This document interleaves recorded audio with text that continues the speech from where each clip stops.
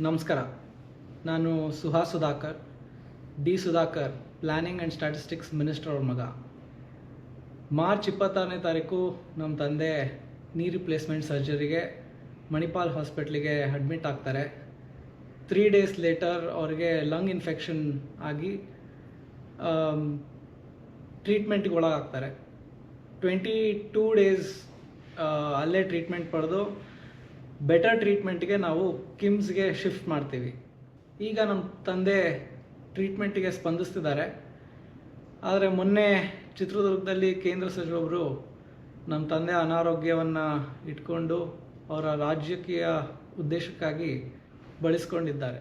ಈ ಪರಿಸ್ಥಿತಿಯಲ್ಲಿ ಯಾರ್ದೋ ರಾಜಕೀಯ ಜಿದ್ದಾಜಿದ್ದಿಗಾಗಿ ನಮ್ಮ ತಂದೆಯ ಅನಾರೋಗ್ಯವನ್ನು ಹೆಬ್ಬಟ್ಟು ವಿಚಾರಕ್ಕೆ ಯೂಸ್ ಮಾಡಿರೋದು ನಮ್ಮ ಕುಟುಂಬಕ್ಕೆ ನೋವು ಮಾಡಿದೆ.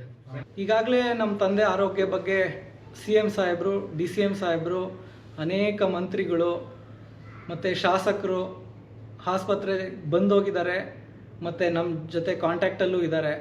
ನಮ್ಮ ತಂದೆಯವರು ಆದಷ್ಟು ಬೇಗ ಗುಣಮುಖರಾಗಿ ಬರ್ತಾರೆ ಅಂತ ನಮಗೊಂದು ನಂಬಿಕೆ ಇದೆ.